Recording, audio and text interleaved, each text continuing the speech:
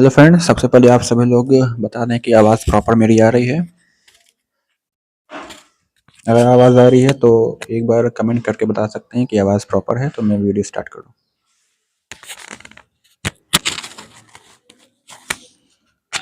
ठीक है, तो लेट्स स्टार्ट दिस वीडियो। तो सबसे पहले आप सबका बहुत बहुत स्वागत है।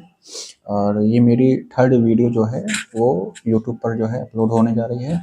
और बाकी वीडियो जो बच्चे जो अभी एस्पिरेंट अभी नए हैं और जिन्होंने इससे पहले की वीडियो मेरी नहीं देखी है, तो वो मेरी यूट्यूब पर वीडियो पड़ी हुई है। यूपीएससी विद जैक चैनल पे अगर आप सर्च करते हैं तो आपको वीडियो मिल जाएगी। तो आप सभी चाहोगे तो उसको देख सकते हो। ठीक है, और इसी तरीके से वीडियो के क्रम में देखें तो आज ये मेरी तीसरी क्लास होने जा रही है। और आज का जो मैंने एक कमेंट मैंने एक पोस्ट किया था यूट्यूब पर कि आज की जो क्लास मैं 10 बजे लूँगा वो बेसिकली न्यूज़पेपर एनालिसिस पर क्लास होनी है। तो उसी पर मैं आज चर्चा करूँगा। और देखिए, न्यूज़पेपर जो होता है, बहुत से बच्चे समझते हैं कि newspaper as a current affair, newspaper as a current affair. ये बेसिकली करंट अफेयर नहीं है। पहली मिथ्या तो ये आप लोग निकाल दीजिए कि करंट अफेयर है। लोग सोचते हैं कि जिस तरीके से हिस्ट्री है, ज्योग्राफी पढ़नी होती है, पॉलिटी पढ़नी होती है या अदर सब्जेक्ट्स पढ़ने होते हैं, उस तरीके से अगर हम लोग देखें तो ये पाते हैं कि करंट अफेयर कोई एक पर्टिकुलर कोई एक सब्जेक्ट नहीं है। उसे आपको एक अलग से जो है तैयार नहीं करना, समझ रहे हैं, बल्कि ये आपका एक डायनेमिक पोर्शन होता है जिसको आपको कवर करना होता है। ठीक है, जैसे हिस्ट्री हो गया, ज्योग्राफी हो गया, ये सब आपका जो है स्टैटिक पोर्शन है। और जो न्यूज़पेपर होते हैं या जो तरह तरह के जो मैगजीन्स होती है, जैसे मैगजीन्स की बात करें तो इसमें कुरुक्षेत्र हो गया, योजना हो गया, डाउन टू अर्थ हो गया। ठीक है, तो ये जो मंथली मंथली जो आती हैं मैगजीन्स, ये सब हो गई।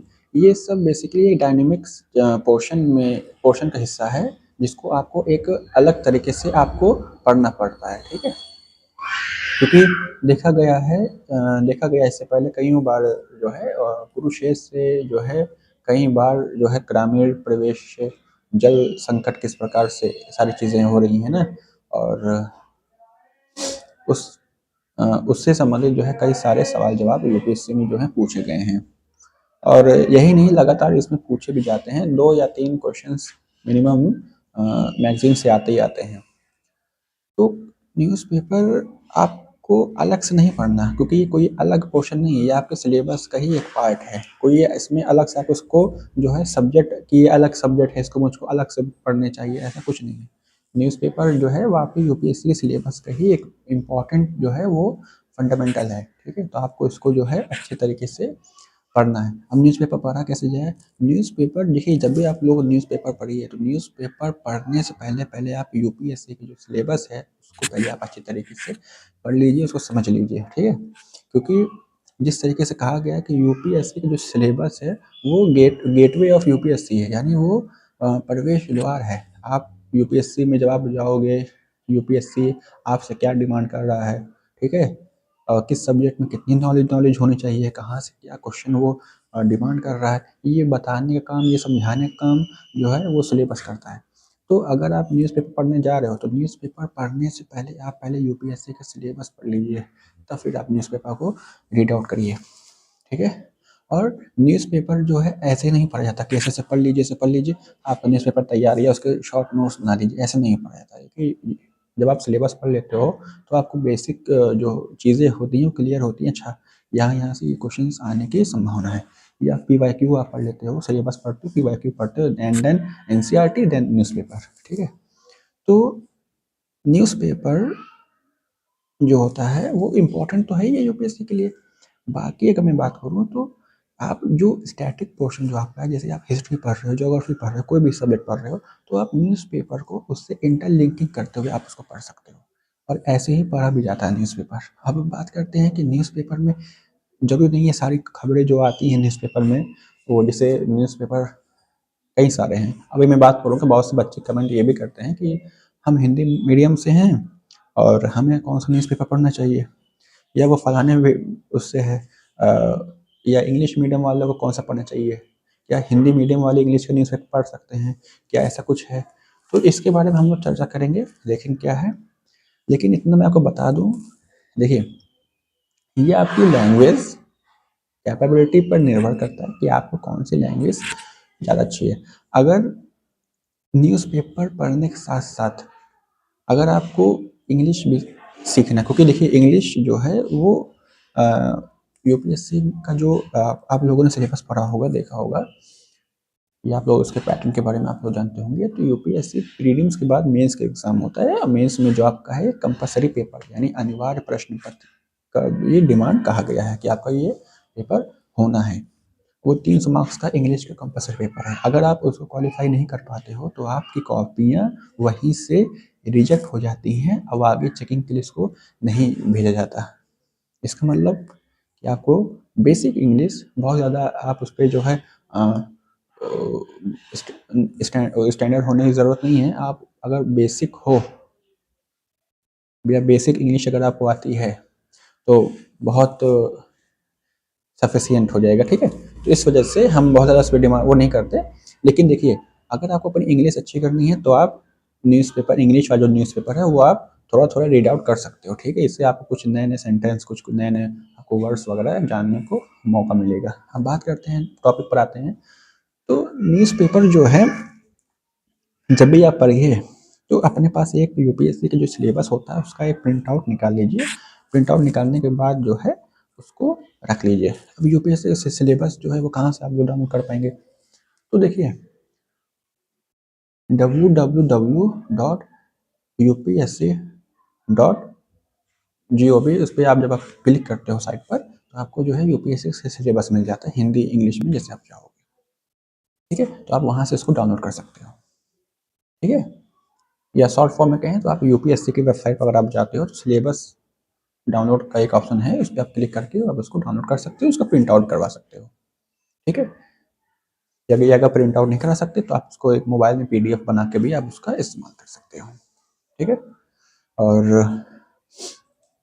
मैं चाहूँगा जैसे अगर आपके पास कोई टैबलेट हो, पुरानी हो, या कोई सेकंड हैंड कोई कुछ टैबलेट अगर आप खरीद सकते हो मार्केट से तो आप उसको ले लीजिए, क्योंकि टैबलेट में होता क्या है, मोबाइल में अगर आपके पास लैपटॉप है तो बहुत अच्छी बात है, इसमें तो बड़ी स्क्रीन रहती है तो क्लियर दिखाई पड़ता है। लेकिन मोबाइल में मैं इस वजह से अवॉइड करता हूँ क्योंकि मोबाइल की स्क्रीन जो छोटी होती है तो आपको बहुत फोकस होकर इसमें देखना पड़ता है, चीज़ें बहुत छोटी छोटी होती हैं। इस वजह से मैं टैबलेट का जो है नेट कर रहा हूँ। एक अगर टैबलेट अगर आपके पास है या आप खरीद सकते हो सेकंड हैंड कोई भी सस्ती सी, अगर सस्ती से मार्केट में कई सारी आती है या ऑनलाइन भी आती है, आप ले देख सकते हो। लेकिन हाँ उसमें सिम नहीं लगाना है, आप हॉटस्पॉट के माध्यम से आप उसको कनेक्ट कर सकते हो लेकिन सिम नहीं लगाइएगा, ठीक है। क्योंकि सिम लगा देंगे तो नोटिफिकेशन और दुनिया भर की सारी चीज़ें जो है एक्टिवेट हो जाती हैं। तो आप उसमें सिलेबस को जो है जूम करके आप उसको देख सकते हो। तो न्यूज़पेपर के साथ प्लस सिलेबस को ज़रूर रखना है और उसमें से समझना है, ठीक है। जैसे न्यूज़पेपर में अब बात करते हैं न्यूज़पेपर में क्या पढ़ना है, हमें क्या चीज़ छोड़ना है, ये बात करते हैं। तो देखिए जैसे आपको तो चीज़ क्लियर है, जब आप यूपीएससी सिलेबस जैसे आपने पढ़ लिया तो आपको ये चीज़ क्लियर हो जाएगी, मेंशन हो जाएगी कि हिस्ट्री इम्पॉर्टेंट, ज्योग्राफी आती है सिलेबस में कहा गया है, या जीएस के फर्स्ट पार्ट में हिस्ट्री है, ज्योग्राफी है, सोसाइटी है, ठीक है।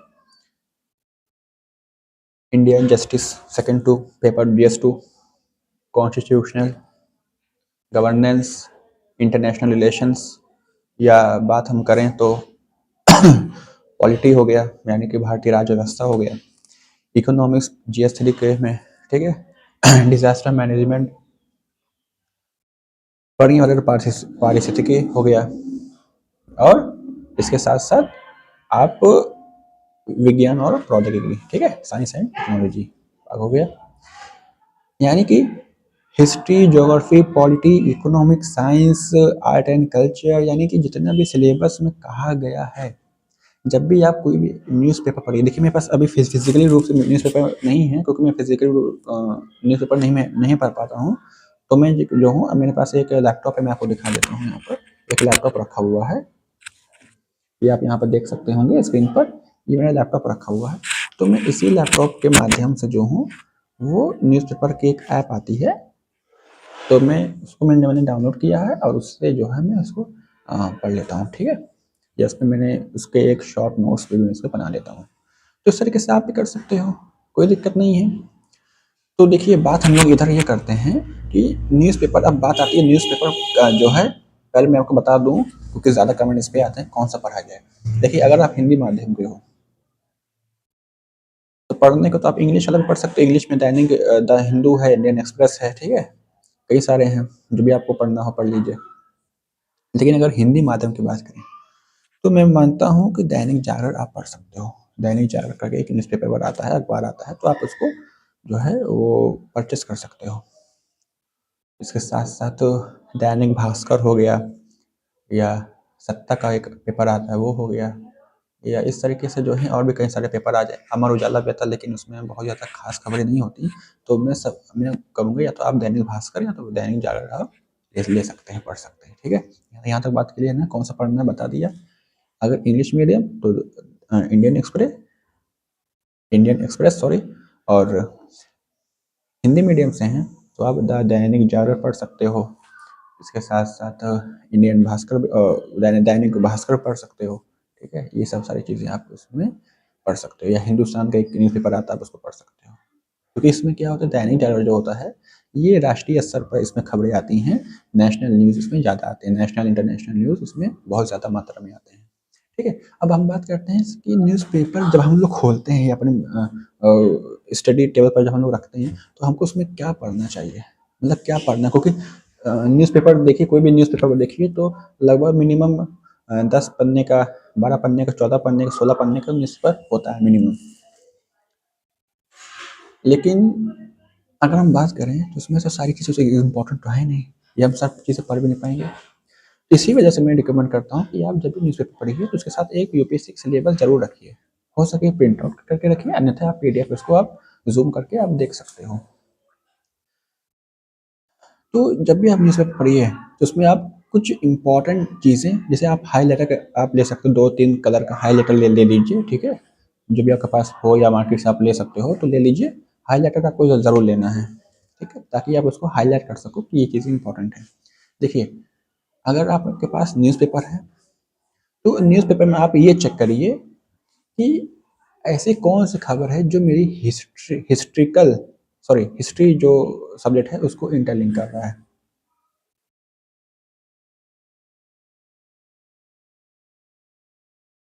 जैसे अभी कुछ टाइम से अगर आप लोगों ने न्यूज़पेपर पढ़ते होंगे या आप समाचार वगैरह देखते होंगे तो आपने गौर किया होगा, इंदौर जिला एक है, मध्य प्रदेश का एक जिला है इंदौर।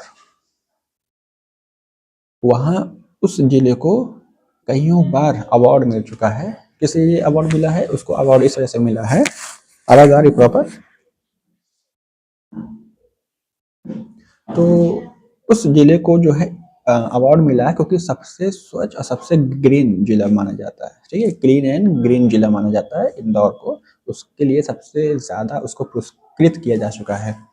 लेकिन अब सवाल ये है कि ऐसी क्या, अभी कुछ हालिया में अगर देखें या रिसेंटली अभी व्यू में अगर हम लोग देखते हैं तो ऐसी क्या कमियां आ गई, क्या प्रॉब्लम आ गई, क्या दिक्कतें कहाँ से क्या आ गई कि वो जिला को घोषित कर दिया गया है आज के, अगर आपने लोगों ने पढ़ा होगा तो आज उसको घोषित कर दिया गया है कि ये जल हानि जल से जो है वो जल घनित जिला हो गया है, ठीक है। तो ये क्यों हो गया है ऐसा, अगर आप लोगों ने आज का न्यूज़पेपर पढ़ा होगा, ठीक है, तो वो इसको घोषित कर दिया गया कि वहाँ पे जल से लोग मर रहे हैं, या जल दूषित जिला उसको घोषित कर दिया गया है। सोचिए आप लोग थोड़ा सा थॉट्स करिए मन में कि ऐसे क्या कमियां रह गई जिले में कि वो जिला जो इतना अच्छा डेवलप हो रहा था, इतना अच्छा विकसित हुआ, उसको कई सारे अवार्ड उसको मिल चुके थे ग्रीन एंड क्लीन होने पर, इतना खूबसूरत जिला वो आज पानी के लिए तरस रहा है। लोग वहां पे मर रहे हैं, मरनों की संख्या बहुत ज्यादा बढ़ती चली जा रही है। वहां वाटर क्राइसिस कितने सारे जो है बढ़ते चले जा रहे हैं, हर दिन लोगों की जान जा रही है। तो आखिर ऐसा क्या कमियां रह गई हैं कि ये हमें जो है देखने को मिल रहा है। तो ऐसे टॉपिक्स जो हमारे जैसे कोई आप जैसे न्यूज़पेपर पढ़िए तो न्यूज़पेपर में अगर कहीं हिस्ट्री से कोई पोर्शन पोर्शन आया है ये फलाना फलाना सभ्यता की खोज फलाना टाइम पे की गई थी, ठीक है। तो उसके बारे में अगर कोई आपको लग रहा है कि ये मेरे हिस्ट्री को इंटरलिंक कर रही है, ये खबर मेरी न्यूज़पेपर से इंटरलिंक कर रही है, ये टॉपिक जो न्यूज़पेपर में आया है, ये टॉपिक मेरी ज्योग्राफी पोर्शन को इंटरलिंक कर रहा है। जैसे कहीं भूस्खलन हो गया, जैसे कहीं ज्वालामुखी मुखी विस्फोट हो गया, कहीं भूकंप आ गया, कहीं सुनामी सी आ गई, कहीं बादल फट गया, तो ये आपके सिलेबस के किस पोर्शन का हिस्सा है? क्या आप मुझे बता सकते हैं कमेंट में?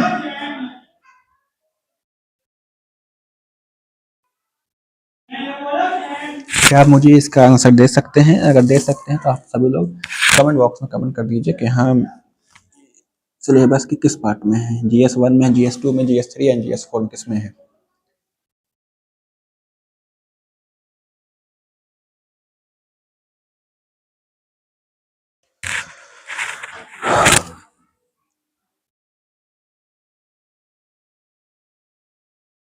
तो देखिए, बात करते हैं, बादल फटना हो, ज्वालामुखी विस्फोट हो, कहीं भूकंप आना हो, कहीं हलचल आना हो, तो ये आपके GS1 में और GS3 में इंटरलिंक करता है। अब बोलिए कैसे? अब सवाल है कैसे? आप लोगों ने जब सिलेबस को कायदे से पढ़ा होगा, एक होता है पढ़ना और एक होता है बहुत कायदे से, बहुत ही अंडरस्टैंडिंग के साथ पढ़ना। दो अलग अलग, देखो, सिलेबस पढ़ने के दो मेथड्स होते हैं, एक होता है पढ़ना और एक होता है उसको एनालिसिस के माध्यम से पढ़ना। तो अगर आप लोगों ने इसको सिलेबस अगर थोड़े भी अच्छे तरीके से पढ़ा, कोई थोड़े से भी मतलब ढंग से पढ़ा है, इसको समझा है, उसके एक एक पॉइंट्स को, एक एक वर्ड्स को, तो आपको क्या करना है, आपको क्या समझना है? आपको समझना ये है कि हमारा जो GS1 है, उसमें हमारा क्या उसमें डिमांड है, क्या उसमें पूछा जाता है, इसके बारे में पूछा जाता है। हिस्ट्री होनी चाहिए, ज्योग्राफी होना चाहिए एंड सोसाइटी, तीन विषय इसमें मांगे जाते हैं। हिस्ट्री, ज्योग्राफी एंड सोसाइटी, तीन विषय हैं। ये आपको पता है, ये सबको पता है, ठीक है। आप लोगों ने गौर किया होगा, तो सिलेबस मैं आपको दिखा देता हूँ, मेरे पास सिलेबस रखा हुआ है, मैंने इसको प्रिंट आउट करवाया है, ये देखिए आप सबको, सॉरी, ये आप देख सकते हैं, ये UPSC सिलेबस है। इसमें आप देख सकते हो, देखिए, सबसे पहले ये आप लोग यहाँ पे देख लीजिए कि ये जो है, ये मेंस का, UPSC का मेंस का जो है GS फर्स्ट का सिलेबस यहाँ पे लिखा हुआ है, यहाँ पे आप देख सकते हैं, यहाँ पर, ठीक है। भूकंप, सुनामी, ज्वालामुखी विस्फोट, इस तरीके से जो है कई सारी चीजें हैं। यानी कि ये जो हलचलें आती हैं, ये जो प्राकृतिक आपदाएं आती हैं, ठीक है, कुछ ह्यूमन फैक्टर भी हो सकते हैं, कुछ जोग्राफिकल फैक्टर्स भी होते हैं, कई सारी चीजें तो शामिल तो सब है। लेकिन अगर हम बात करें, अगर ऐसी कुछ खबरें आई हैं कहीं पे भूकंप के आने से जो है, या उसके घटना से जो है कहीं पर छत गिर गई, लोग मर गए, लोगों की संख्या इतनी हो गई, ठीक है, अगर ऐसा कुछ फैक्टर आता है तो आप जान जाइए ये हमारे सिलेबस के GS फर्स्ट ज्योग्राफी पोर्शन का और इसके साथ साथ GS3 के डिजास्टर मैनेजमेंट के पार्ट से जो है जुड़ा हुआ है। तो इसका मतलब ये है कि ये जो खबर आई है वो हमारे GS part 1 and GS part 3 को इंटरलिंक करती है। तो ये खबर आपके लिए इम्पोर्टेंट है, इसको आप जो है अंडरलाइन करके आप उसकी शॉर्ट नोट्स बना सकते हैं। इसी तरीके से अगर हम देखें, कई सारे जो है अगर आपको, जैसे मैं बता देता हूँ, अगर कोई, जैसे आज जब भी आप न्यूज़पेपर पढ़िए, तो अगर कोई भी खबर ऐसी आई है जो हिस्ट्री से रिलेटेड है, ज्योग्राफी से रिलेटेड है, साइंस टेक्नोलॉजी से, जैसे अभी हाल ही में अभी आप लोगों ने देखा होगा कि जो इसरो है वो अभी अपना जो है, वो अभी अपना जो है रॉकेट लॉन्च किया है, ठीक है। तो आप लोग इस तरीके से जो भी देश विदेश में जो भी चीज़ें आप हो रही हैं, आप उसको नोट डाउन करा करिए, आप उसके बारे में पढ़ा करिए। और रही बात सिलेबस पढ़ने की, तो सिलेबस अपनी कमांड कैसे करनी है, बहुत जल्द मैं इस पर वीडियो ला दूंगा, हो सकेगा तो कल ही परसों में, अगर उसमें समय लगता है, मिलता है समय तो मैं वीडियो अपलोड कर दूंगा। इस बार की जो वीडियो होगी सिलेबस एनालिसिस पर होगी। Syllabus analysis is the most most most important for UPSC examination. तो इसको बगैर किए आप सब जो है अपनी तैयारी को स्टार्ट भी नहीं कर सकते, ठीक है। क्योंकि अगर बिना सिलेबस के, बिना इस सिलेबस के अगर आप अपनी तैयारियों को अगर स्टार्ट करते हैं तो आप स्टार्ट ही करते रह जाएंगे। और आप जो आपका एक ड्रीम था आईएएस बनने का, या आपने जो एक टारगेट फिक्स किया था कि मुझे इस साल में पेपर देना है, वो साल आके चला भी जाएगा लेकिन फिर भी आपकी तैयारी अधूरी रह जाएगी। क्योंकि सिलेबस आपको बताता है यूपीएससी और आप के बीच की जो इंटरलिंकिंग है वो है सिलेबस। सिलेबस बताता है कि यूपीएससी आपसे क्या चाह रहा है, विथ यू वो आपसे क्या चीज चाहता है, आपसे क्या मांग रहा है। वो मांग रहा है मुझे पॉलिटी में इतने क्वेश्चंस मैं पॉलिटिक्स पूछने वाला हूँ, मैं इतने क्वेश्चंस ज्योग्राफी से पूछने वाला हूँ, समझ रहे हैं बात। मैं इतने क्वेश्चंस इंडियन सोसाइटी से पूछूंगा, मैं यहाँ से पूछूंगा, मैं वहाँ से पूछूंगा। तो ये बताने का काम कौन, क्वेश्चंस कौन सी सारी चीजें जो है यूपीएससी जो करेगा पूछेगा, वो कौन बताने काम करेगा, वो बताने काम करेगा यूपीएससी का सिलेबस। तो इस पर मैं वीडियो ला दूंगा। और ये अगर आपका कोई डिमांड है तो आप कमेंट कर सकते हैं कि मुझे इस टॉपिक पर वीडियो चाहिए, तो मैं इस पर जो है ज़रूर वीडियो बनाऊंगा। तो देखिए न्यूज़पेपर पढ़ने का यही मेथड है कि जब भी आप न्यूज़पेपर पढ़िए तो आप अपने अपने साथ सिलेबस लिए रहा करिए, ठीक है। जैसे मैं अभी जब भी न्यूज़पेपर जब मैं पढ़ता हूँ तो सिलेबस को मैं अपने साथ रखता हूँ, ठीक है।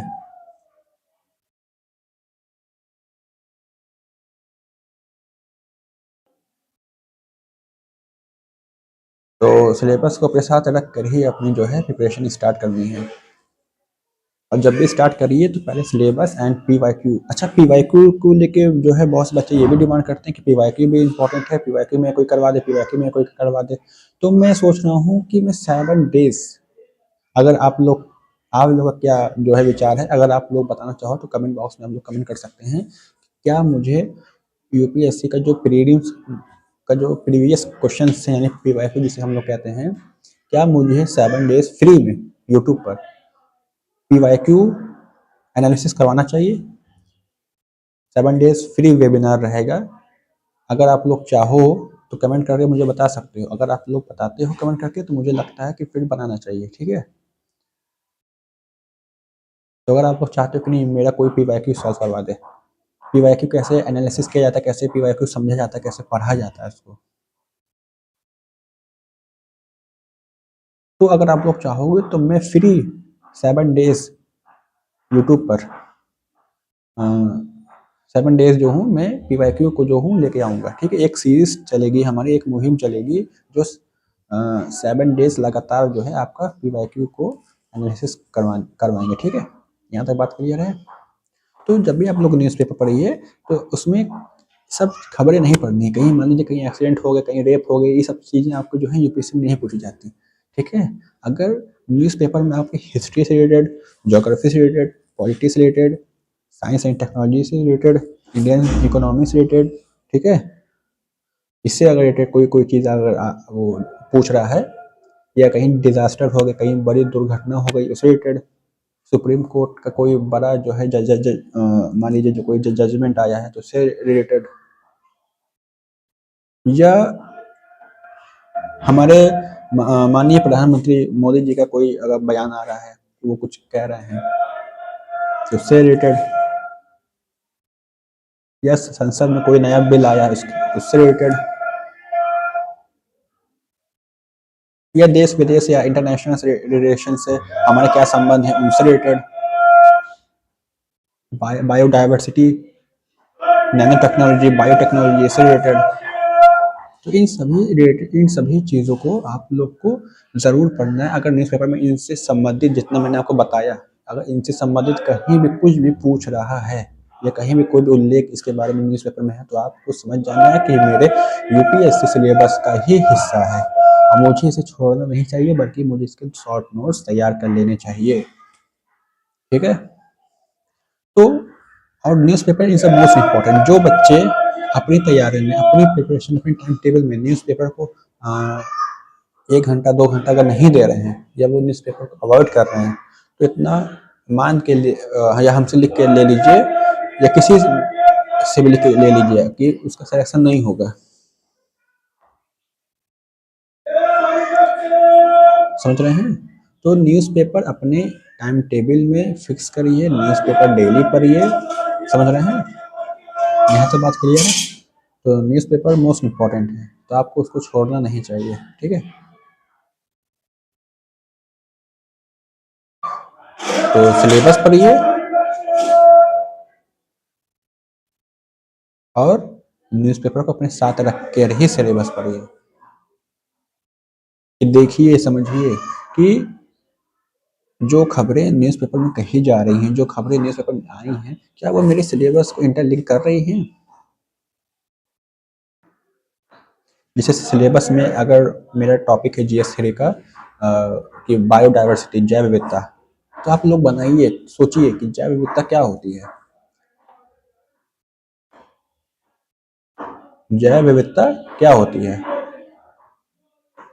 बायोडायवर्सिटी, जैव विविधता क्या होती है? या बायोटेक्नोलॉजी की बात हो रही है, जैव प्रौद्योगिकी की बात हो रही है, तो वो क्या चीज़ है, किसके बारे में बात हो जा रही है? अगर न्यूज़पेपर में कहीं आया है कि जैव विविधता यानी कि बायोडायवर्सिटी को हम लोग किस तरीके से उसको जो है संरक्षण कर सकते हैं या उसका कंजर्वेशन किस तरीके से कर सकते हैं, तो ये समझिए कि ये हमारे सिलेबस के जीएस 3 से जो है ये इंटरलिंक है, तो मुझे उस चीज़ को पढ़ना चाहिए, ज़रूर पढ़ना चाहिए। तो इस तरीके से आप अपना न्यूज़पेपर को अंडरलाइन कर सकते हो। और अगर आप सिलेबस को अगर आप लोगों ने समझा है, जाना है, या अपने टाइम टेबल में सिलेबस को रिवीजन करने का या सिलेबस को दोबारा से रीड आउट करने का समय अगर आपने इन लोगों ने फिक्स किया है, तो समझ लीजिए कि आप तैयारी के एक सही दिशा में आप बढ़ते हुए आगे जो है वो जा रहे हो। तो मेरी डिमांड आप सबसे यही है, या मेरी गुजारिश आप सबसे यही है कि आप सब जब भी न्यूज़ पेपर पढ़िए तो अपने साथ एक सिलेबस जो है ज़रूर रखा करिए। ठीक है? क्योंकि बिना सिलेबस के, बिना न्यूज़पेपर के आप यूपीएससी क्रैक नहीं कर सकते। आप के पास चाहे जितनी बड़ी डिग्री हो, चाहे जो कुछ आपके पास हो, बिना इन दोनों के कुछ नहीं हो सकता। क्योंकि ये दोनों क्या हैं? ये दोनों यूपीएससी के पिलर हैं। यहाँ तक बात क्लियर है आप सबको? तो बहुत जल्द मैं यूपीएससी सिलेबस एनालिसिस पर वीडियो लाऊंगा, और अगर आप लोग कमेंट करते हो तो मैं 7 डेज फ्री में पीवाईक्यू का जो एनालिसिस है वो यूट्यूब पर मैं फ्री में कराऊंगा। ठीक है? यहाँ तक बात क्लियर है?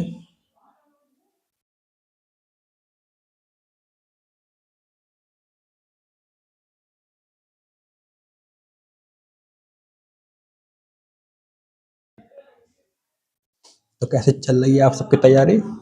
आप सब बता सकते हैं कमेंट में।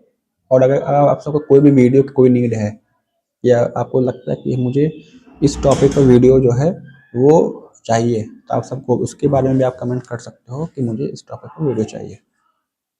ठीक है? तो मैं कोशिश करूँगा उस टॉपिक पर वीडियो लाने की। या आप कमेंट नहीं कर सकते तो आप जो हो मेरे व्हाट्सअप नंबर 8840353238 पर आप जो हो मैसेज कर सकते हो। मैं रिपीट कर दे रहा हूँ नंबर 8840353238। इस पर आप मैसेज कर सकते हो कि मुझे इस वीडियो की नीड है, प्लीज़ आप इस वीडियो को अपलोड करिए या लाइए।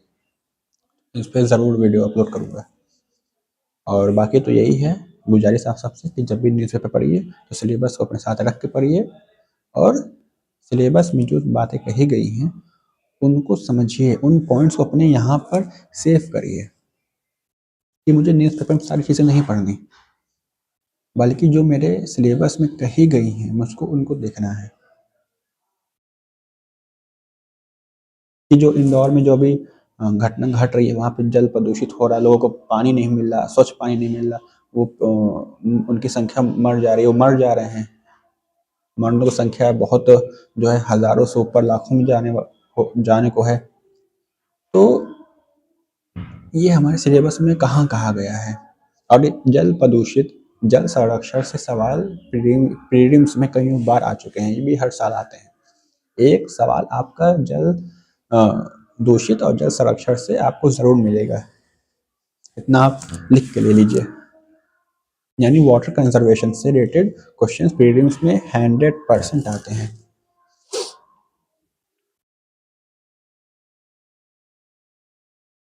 तो आप इसको जो हो वो कर सकते हैं और देख समझ सकते हैं, ठीक है। यहाँ तक बात क्लियर है आप सबको? तो चलिए फिर मिलते हैं नेक्स्ट व्लॉग में। तब तक के लिए अपनी तैयारी करते रहिए और एक जोश भरिए कि मुझे क्रैक करना है अपना एक टारगेट ईयर, कि मुझे किस साल एग्ज़ाम देना है। उसको लिखिए और सामने दीवार पे छाप दीजिए ऐसे, सामने दिखना चाहिए, आपके सामने होना चाहिए, जहाँ पे भी आप पढ़ो वहाँ पर एक सामने टारगेट ईयर फिक्स करो कि मुझे, हाँ मुझे 28 में, 27 में, 26 में मुझे एग्ज़ाम देना है। और देना है तो देना है, और मुझे उसमें रैंक भी अच्छी आनी चाहिए। इसके साथ एक जुनून होना चाहिए, जज्बा होना चाहिए अपने साथ। और जब भी आप तैयारी, देखिए मैं आपसे यही कहना चाहूँगा जाते जाते, जब भी आप अपनी स्टडी टेबल पर जब भी आप बैठिए, एक ऑफिसर की तरह बैठिए, लगे कि आप एक IAS ऑफिसर है उसकी तरह बैठिए। वो फील आपके अंदर आना चाहिए, राइट। वो फील अपने अंदर, वो भावना अपने अंदर लाइए कि मैं एक IAS ऑफिस में बैठा हूँ, ये मेरी स्टडी टेबल है, सामने मेरे स्टडी टेबल है, चेयर है, और ये जो सिलेबस है, ये सिलेबस नहीं है बल्कि जो लोग जो अपनी अपनी समस्या लेके आए हैं, ये उनके डॉक्यूमेंट्स हैं, मुझे, मैं इनको पढ़ रहा हूँ। तो वो फील लाइए, फीलिंग पैदा करिए अपने अंदर, जोश भरिए अपने अंदर, तब जाके UPSC क्रैक होता है। नहीं तब आप, युद्ध बहुत लंबा है, आप पीछे हो जाएंगे। तो आपको हर पर्टिकुलर पॉइंट को आपको छोड़ना नहीं है, हर तरफ से आपको रेडी रहना है,